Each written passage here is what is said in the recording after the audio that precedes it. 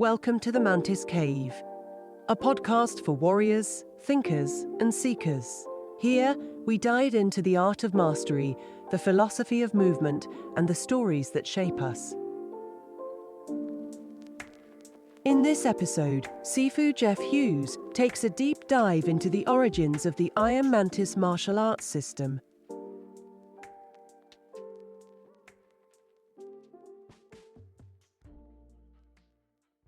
Why Kung Fu? So, for me, I had already been training martial arts for 17 years, and early 70s, I started Kaji Kembo, and then around 1980, I got into Hapkido, and then Kuksu 1, and then later in the late 80s, I got into another martial art. It was kind of a mix of things. It was more Chinese martial arts mixed.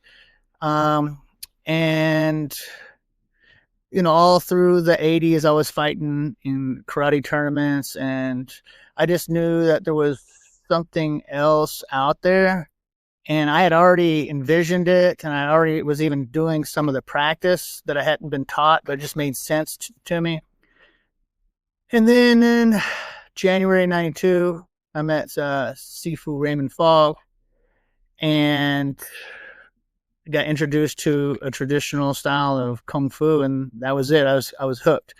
I fell in love with it. He met up with one of his students in college in East Texas, and I saw him walking around. He had some Kung Fu shoes on, and I noticed that, and I just made a comment, and he said he trained martial arts. And I was like, oh, great. And then he said he trained Kung Fu, and I said, interesting.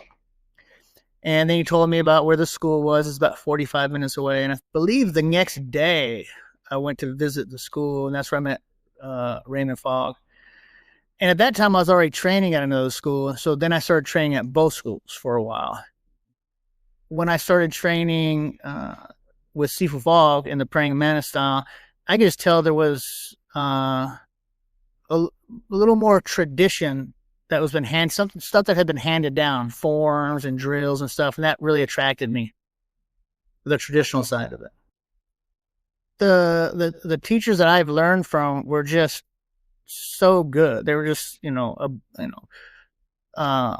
little bit better than most of the other martial arts that I came around, and I was just so impressed by their skills. And one thing that I realized was those gentlemen who had come from a lineage, I just felt like their skills were just so much higher.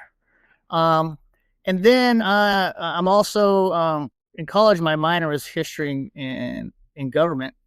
So I've always been fascinated by the stories that are in traditional systems. Like, we have a lineage that goes back 400 years. It can be traced back, just like my students learned from me. And now they have students, and I can track, my teacher and then where he learned from, and so on and so on. And understanding that these people before me just put in the hard work, and because of that, they were able to pass it down. So yes, all of us figure things out, and we, add little things, or we may, subtract some things.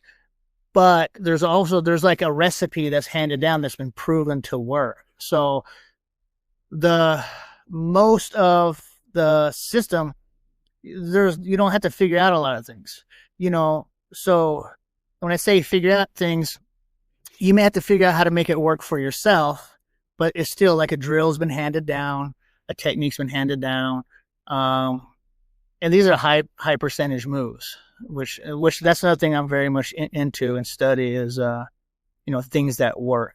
And the system that I learned, 7-Star Praying Mantis, is just known to produce good fighters.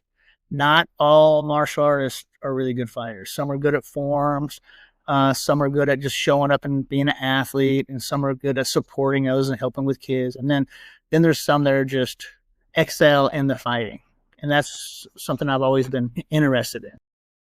And like in the old days, that was very common, but nowadays it's even not that as common, because a lot of people go to schools, they show up, but they're not sparring or fighting all the time. And the thing about the Mantis style is it's so much mixed. Like I say, it's combined with wrestling, trapping.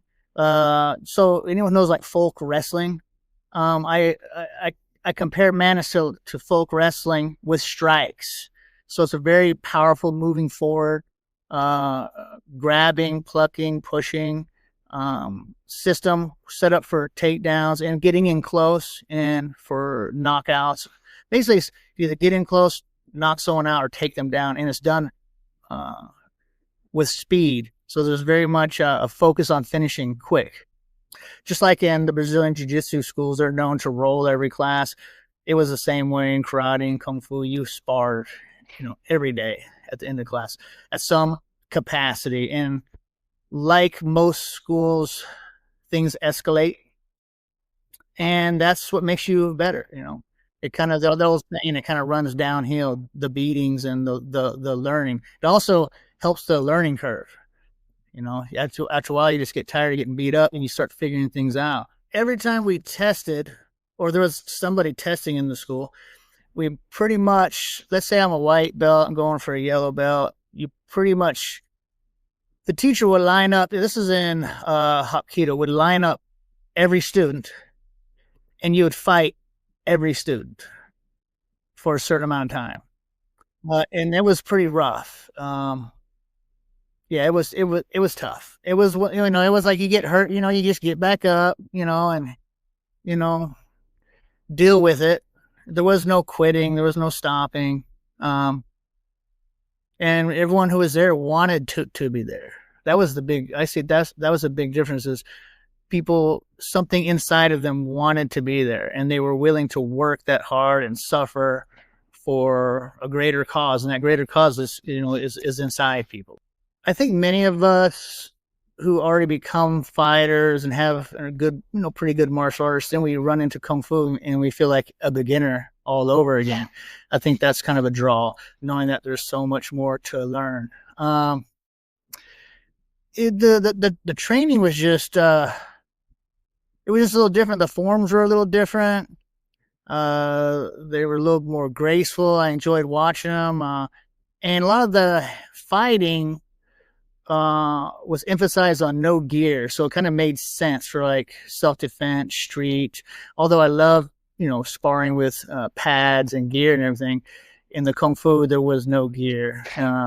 We didn't have any mats to train on. It was hardwood floors, and I just fell in love with the art itself, not just the fighting, but the art of it. Started learning martial arts. I just did it for myself. I never planned on being a teacher. It wasn't until I moved to Austin, Texas in 95 to keep on with my education, because I was going into medicine. I was told to teach. And so from there I started teaching, and then I ran into a lot of other people who liked it too. And then next thing you find yourself, teaching the same way your teachers taught, and you're handing down the same stories. It's a very natural, organic way to pass on what you learn. And then, like I say, then along the way, students have a lot of questions. You got to figure out how to make things work for them. So that also helps the teacher become a better martial artist.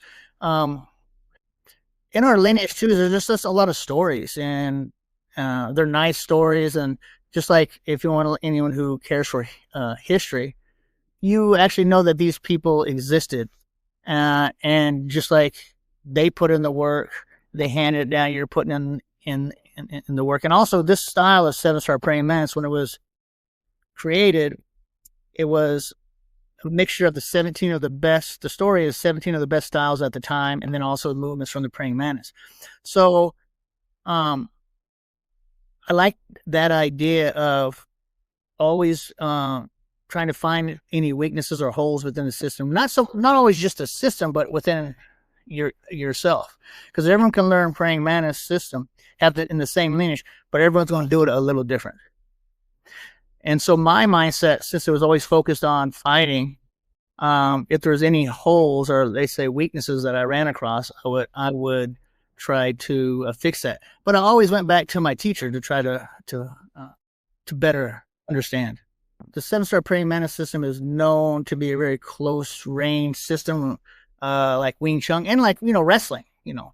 Everyone's the goal is to get in close and do your work. So there wasn't a whole lot of like long range or outer range fighting techniques. And then also once someone went to the ground, if the person wasn't knocked out or they pulled you down and the fight was still continuing, there was a lot of times there wasn't a lot of answers for those questions. So I started realizing because I fought for so many years before I got into Kung Fu. So when I got into Kung Fu, I just dove all in. And then after years of teaching, I had students who wanted to start competing in Sandan, also MMA.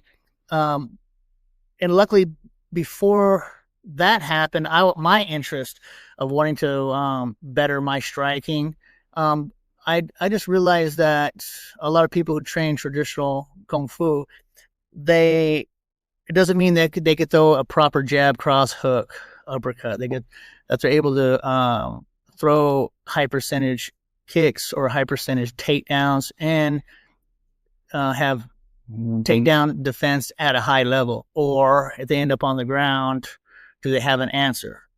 So I started noticing, because I started getting myself around, because I've always been around other martial arts and fighters and whatnot.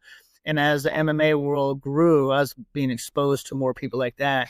And so then I started realizing, and actually it was some of my Kung Fu uncles and Kung Fu family that are in the family, in our lineage, that had also gone through this and started perfecting different aspects of the fighting, what I call offense without bridging. So it's like, I say all the time, you get knocked out before you ever get to use trapping hands or or a takedown. Okay. And then what if, your trapping hands don't work and next thing you know, you're on the ground? Can you defend it? So there were some areas that were not as strong as others. And I started working on those. One of my Kung Fu uncles recommended that I visit with John Hackleman because he was teaching Hawaiian Kempo. So, and he had a very similar mindset as me. So I went out and started training with him. And he was also producing a lot of UFC fighters. And then we ran a family-run dojo too. Same type of that I was. He was more of a karate style, I was more of a Kung Fu style. So it was a good mesh.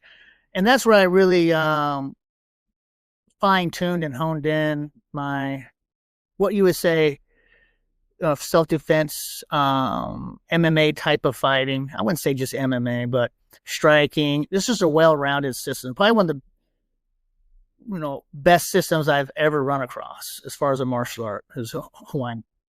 Yeah, curriculum, probably the best. That's why it's a big part of what I teach still to this day. And it wasn't when I was training with him, I felt I was picking up pretty good and understanding pretty well because I went back and I'd go out to California and train with him, come back to Austin, fine tune and train it. But I noticed I was having a hard time grasping the Brazilian jiu-jitsu aspect of the training. All the striking stuff and the wrestling stuff I seemed to understand and picked up quick. Brazilian jiu-jitsu I did not pick up as quick. And so then I started training Brazilian jiu-jitsu traditionally with the gi, some no-gi. Most of the no-gi stuff we always did it with strikes, with NHB gloves. So then that started helping fine-tune my Hawaiian Kempo. And then I fell in love with the art of Brazilian jiu-jitsu. And there you go. So also trained wrestling with Kenny Johnson. He has a bolt wrestling program. It's a Dan Gable lineage, but he's an Olympic hopeful as well. So I've been fortunate to train with the best in the world in their field. So the wrestling, Kenny Johnson really helped me better understand my wrestling. I would say that as far as fighting goes, Hawaiian Kempo is like the framework. Okay. So, setting up your strikes, your kicks, your takedowns. And then, but once you start making contact, we say, you start bridging with your opponent. That's where a lot of the trapping hands and chi sao and Mantis techniques can help, is that middle to close range. And then, of course, once you get down on the ground, that's where the Brazilian Jiu-Jitsu takes over. And the system of Iron Mask, I've been able to like smoothly merge all those from one to another, seamless. So that's enabled me to have success with combining the systems, and that's not always that easy. I've had a lot of other teachers tell me that's something that they've struggled with, is having a seamless system, taking different systems and being able to merge them together. A lot of it has to do with the other teachers. They have the same mindset as me. So really, they made it easier for me to be able to do it, because they just got with the right people with the right mindset. Everyone has their own ways. It's just a lot of people aren't training with the specific mindset of fighting and actually getting out on the floor. Just like in BJJ, you're always on the floor rolling. Well, you need to be doing the same thing in your stand-up. And the thing is, what's nice is, just like BJJ has a way to practice, it's rolling. It's not a fight. It's it's like sparring. It's not even, it's not a real fight, but it's a way to keep it real as possible. Well, in our system, we have what's called playing hands, and it's a way that we keep it as real as possible. Just like the BJJ rolling does, but you could do it without, destroying your opponent. So there's it's all in the training methods too, because there's a lot of people who do forms and let's say trapping hands or hand drills, but they're unable to bridge it into their fighting. They may train different, kung fu styles, and like you have different animal styles or this, that, and they train their forms a certain way. But then when they go to fight, they're not always able to use their system. And those who can do that are very effective, because, everything is based on tradition. Like, even, if you look at MMA, it was a mixture of many different arts: boxing, Muay Thai, karate. There were some, a few kung fu guys, BJJ, catch wrestling, sambo. So those are like more traditional styles, because they've been around for a while. Yeah, and that's another area that I like too, because we have forms, and these forms are great exercise. We have classical weapons, great exercise. People want to pick up kettlebells, they want to run and jog and do all these different exercises, and that's great, But we have, we like to say our forms. To this, let me say this: forms to a beginner is just exercises. But if you're a really good fighter, forms can help you, pick up some other little techniques, just the little things in between. So it all depends on what you're doing it for. Some of the weapons we do, class weapons, are heavy. Some are light. Some are with both hands. We do a lot of what's called chi sao drills, which is sensitivity drills. It's just good for movement. Because it's a traditional system, and we have stuff like what's called qigong and tai chi and yoga within the system, meditation and whatnot. We have these other exercises that help people heal up. Even the elderly can join. I've had students in their 70s that got much stronger from training. We've had young kids train and become really good. Mentally and physically, they've improved themselves. Their skills have gotten higher. So there's been benefits from the kids all the way up until the elderly. And that's because our emphasis is not just on fighting. My emphasis has always been on that. And those who want to learn it, of course, I'm going to teach that. To the kids that want to do more sparring, they could do that's there for them. But I also have people who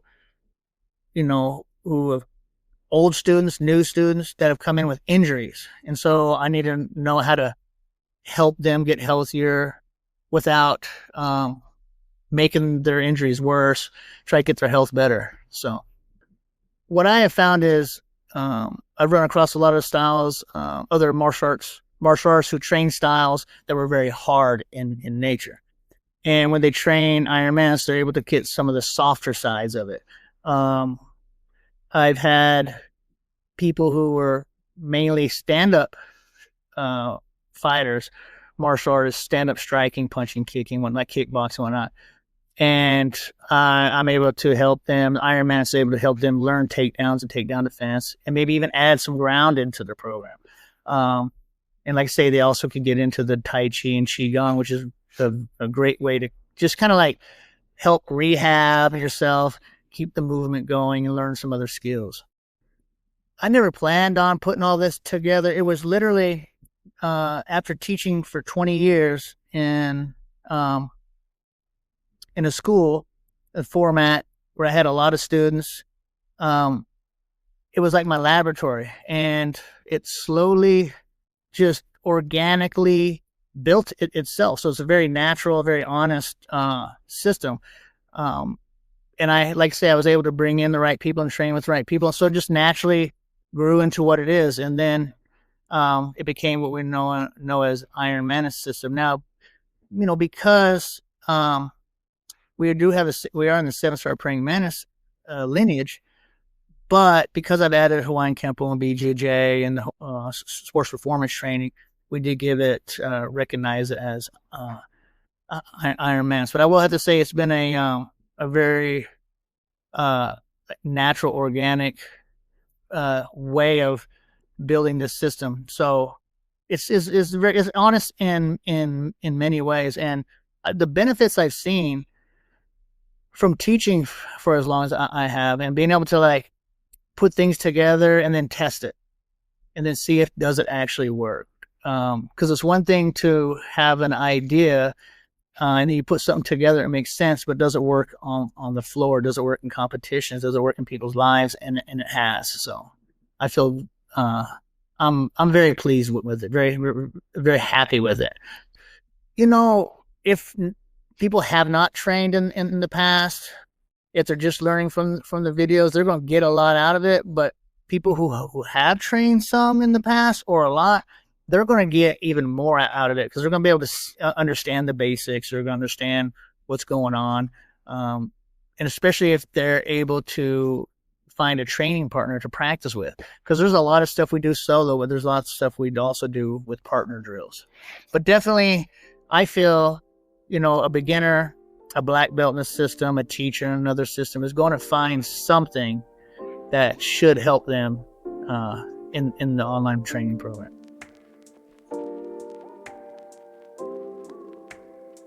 That's it for today's episode, and thank you for tuning in. If you enjoyed the show, don't forget to hit the subscribe button so you never miss an episode. We'd love to hear from you. Connect with us on social media, have questions, suggestions, or just want to share your thoughts. Drop us a message or send an email. And remember, mastery is not found in perfection, but in the constant evolution of mind, body, and spirit. Keep evolving, stay inspired, and we'll see you next time.